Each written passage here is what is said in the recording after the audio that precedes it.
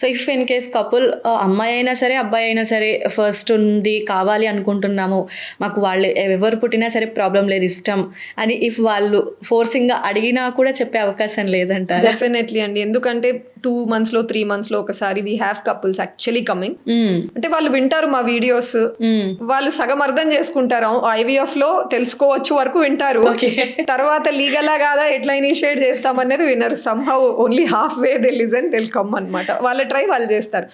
అలానే ఈ మధ్యకాలంలో వచ్చే వాళ్ళు ఎలా ఉన్నారంటే ఎక్కువ ఫ్యామిలీ బ్యాలెన్సింగ్ కూడా వస్తున్నారు. అంటే నిజమే బాయ్ కావాలి అని చాలా మంది కోరుకోవచ్చు, బట్ కొన్నిసార్లు గర్ల్ కావాలి అని కూడా వస్తారు. అంటే ఒక బాయ్ ఉన్నారు, ఇప్పుడు గర్ల్ ఉంటే బాగుంటుంది.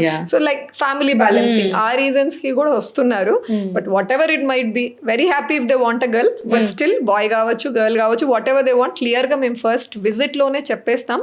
That gender of the baby తెలుసుకోవడానికి ఎటువంటి పాసిబిలిటీ లేదు. జస్ట్ మళ్ళీ కన్సీవ్ అవ్వడానికి మాత్రం డెఫినెట్ గా ట్రీట్మెంట్ ఇవ్వగలము, హెల్ప్ చేయగలము అనేది అయితే క్లియర్ గా చెప్పాలి. అంటే ఇప్పుడు లేడీస్ సైడ్ నుంచి చూసుకుంటే కనుక ఎగ్లో మనకేం పెద్ద వేరియేషన్ ఉండదు, బట్ స్పర్మ్లోనే మనకు బేబీనా బాయా అనేది డిసైడ్ చేస్తుంది కాబట్టి సో స్పర్మ్లో కూడా తెలిసే అవకాశం ఏం లేదంటారా? ఇప్పుడు ఎగ్ నుంచి 23 eggs వస్తుంది, half chromosome set. So eggs అన్నిట్లో 23 eggs ఉంటుంది.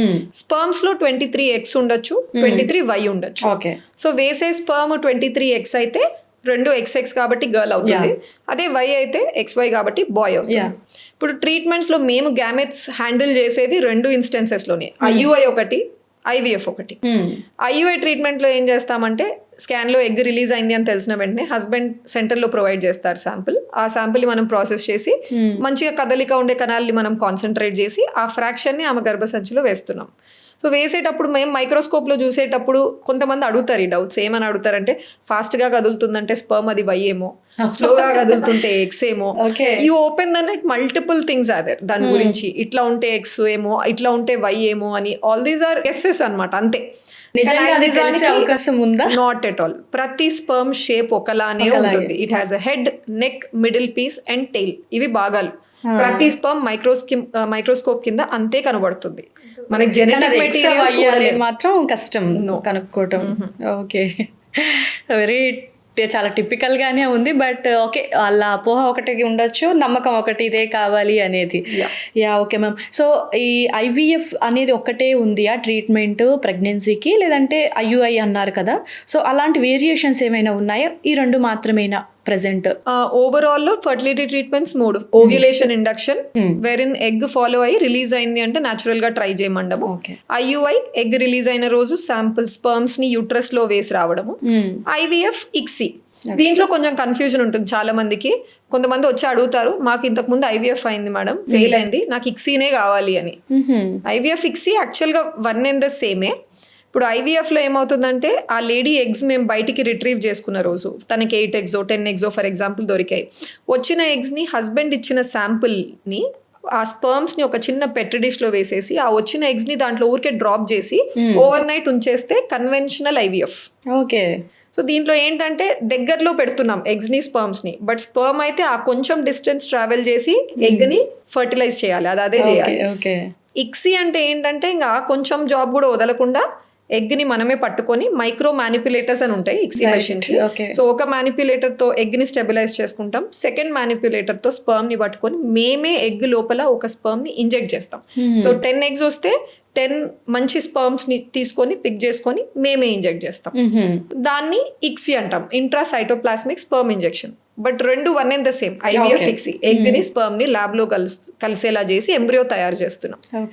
ఒకప్పటి వరకు ఏమవుంది, చాలా సెంటర్స్ ఇప్పుడు ICSIనే చేస్తున్నారండి మాక్సిమం.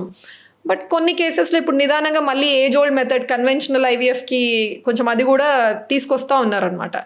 ఎందుకు అంటే వాళ్ళ ఫీలింగ్ మేబీ వదిలేస్తే ఆ చిన్న ఏరియాలో న్యాచురల్ సెలెక్షన్ లాగా బెటర్ స్పర్మ్ వెళ్ళి నిజంగా కేపబుల్ ఉన్న స్పర్మ్ అదే వెళ్ళి ఫర్టిలైజ్ చేస్తుందేమో అని కొన్ని కేసెస్లో వాడచ్చు. ఇప్పుడు కౌంట్ హస్బెండ్ది చాలా తక్కువ ఉందనుకోండి, less than 5 million per milliliter, motility చాలా పువర్ ఉంది, లేదా ఇంతకుముందు IVF చేశారు కలయిక సరిగ్గా లేదు, అంటే 10 గుడ్లల్లో కణాలు వేస్తే 1 2 మాత్రమే కలయిక చూపించాయి, ఫర్టిలైజేషన్ ఇష్యూస్ ఇలాంటివి ఏమన్నా ఉంటే మాత్రం ఆల్వేస్ ఇక్సీనే బెటర్ ఆప్షన్. ఓకే.